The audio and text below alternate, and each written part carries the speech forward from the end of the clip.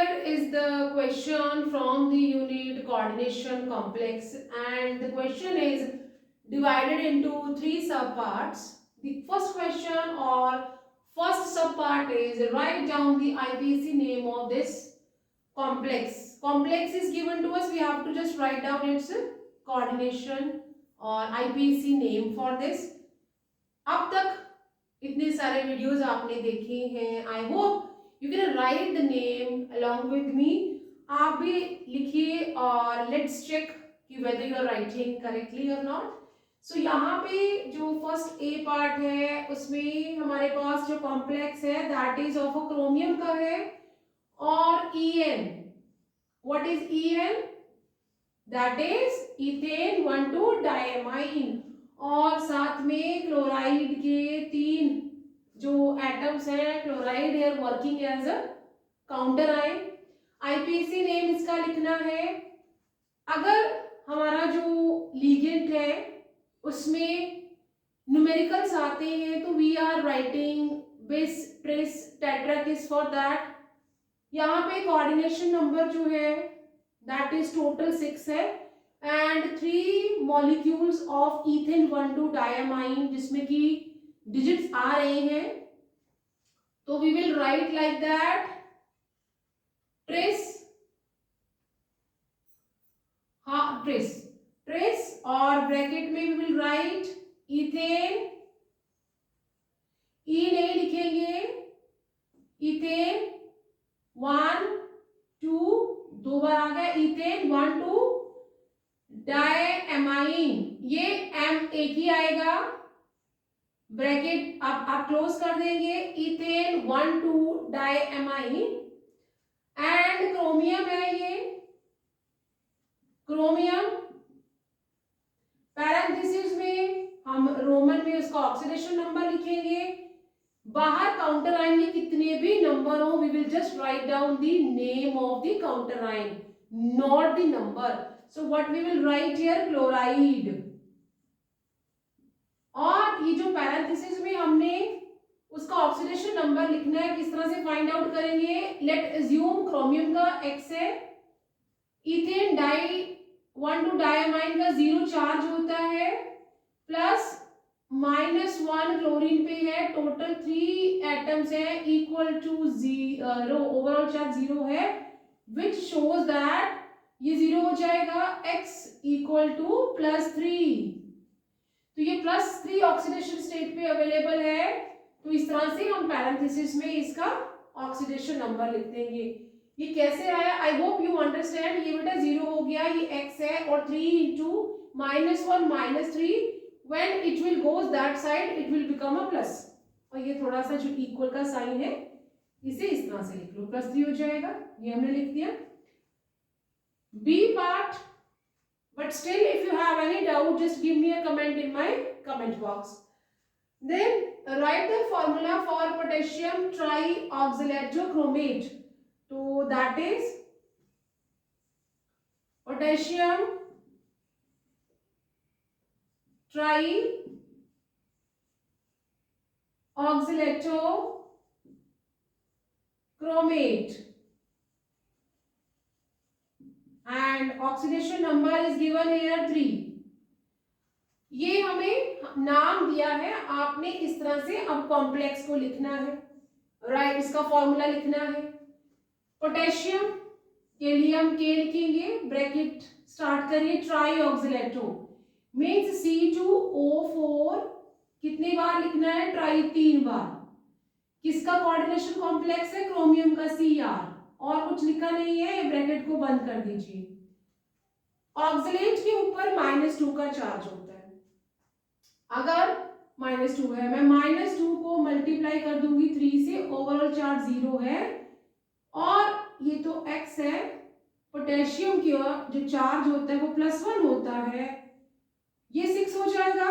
तो मतलब मैं किससे मल्टीप्लाई करूं इसको कि वो 3 आए? अगर मैं इसको भी 3 से मल्टीप्लाई करती हूँ, it is 3 plus x and -6 equal to 0, which shows that x -3 हो जाएगा, which will be equal to +3. तो मतलब कि फॉर्मूला क्या हो जाएगा? This is the what we are having. Potassium के यहाँ पे 3 एटम्स है क्रोमियम और ये हमारा फॉर्मूला है. This is the one we are having. ये मुझे ऑक्सीडेशन नंबर जस्टिफाई करना था, तो मुझे के को कितने नंबर से मल्टीप्लाई करूं. This what we are having. Now the third part.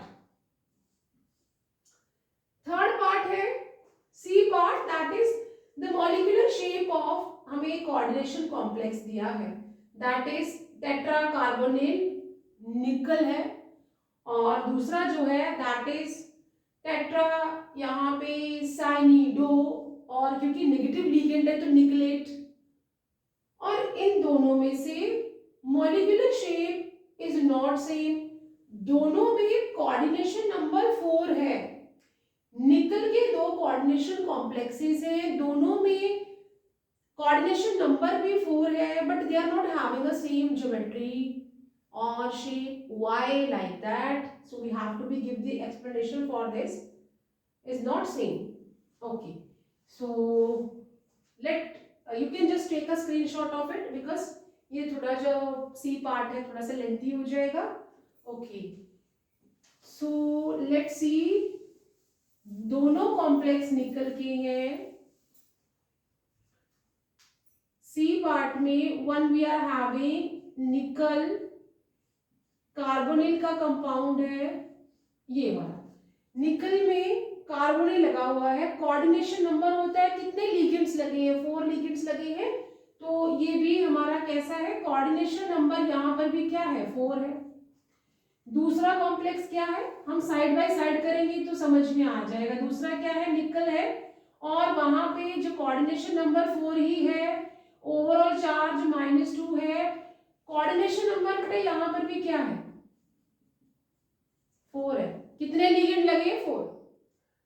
अब दोनों निकल के कोऑर्डिनेशन कॉम्प्लेक्सेस है, बट दोनों की जो ज्योमेट्री है, शेप, वो सेम नहीं है. क्यों नहीं है, दोनों ही स्ट्रॉन्ग लिगेंड है.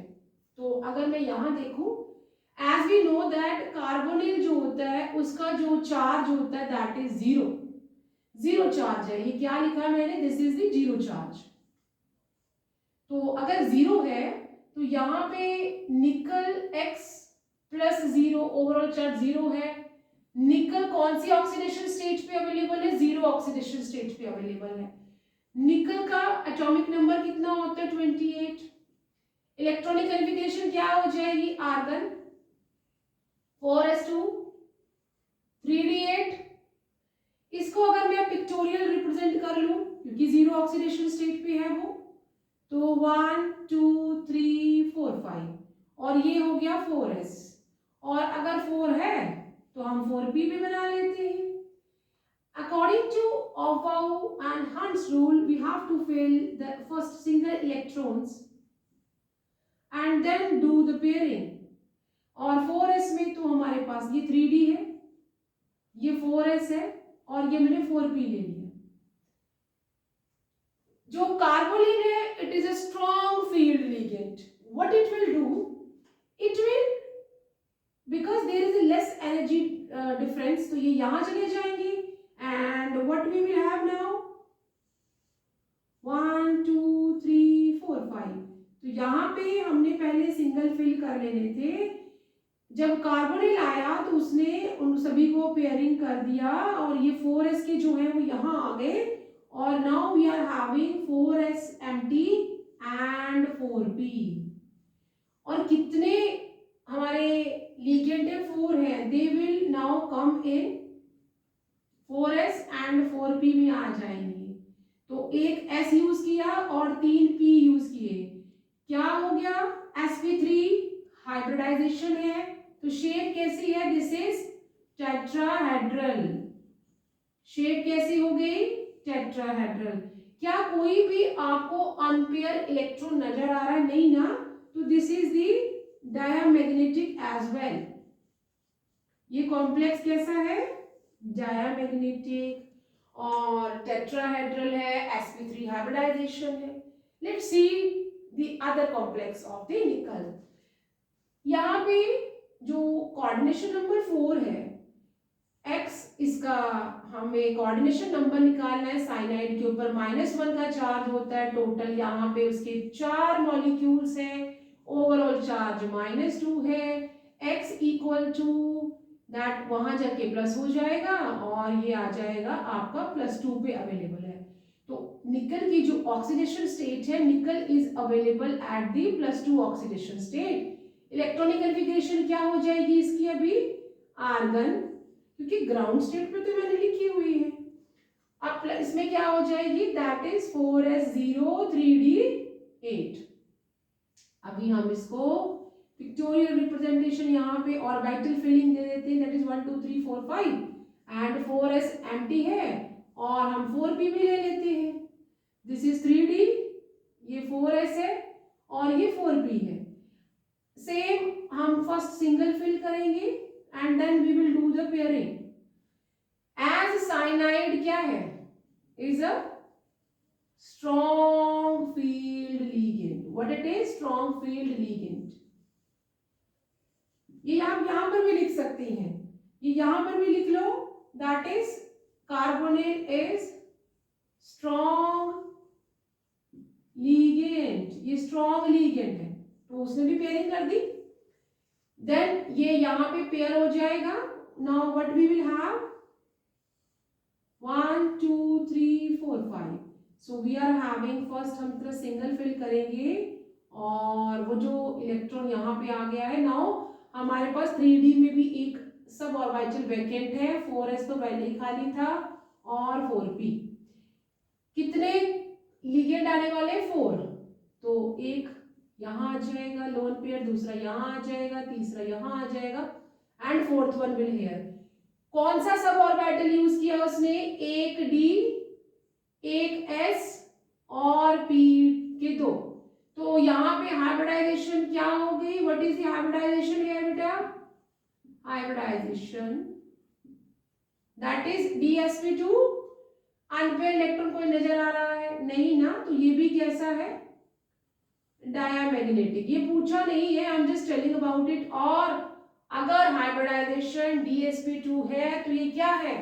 This is the square planar. So this what we have to just explain. दोनों निकल के कोऑर्डिनेशन कॉम्प्लेक्सेस है। एक में कार्बोनिल है, दूसरे में साइनाइड है। एक दोनों सेम कोऑर्डिनेशन नंबर रख रहे हैं, but one is tetrahedral with the hybridization sp3, one is square planar with the hybridization dsp2, and both are diamagnetic because no unpaired electron is available here. So take a screenshot of it, and for any doubt give me a comment in my comment box. See you in the next video with the more probable questions, and subscribe my channel for the coming new updates.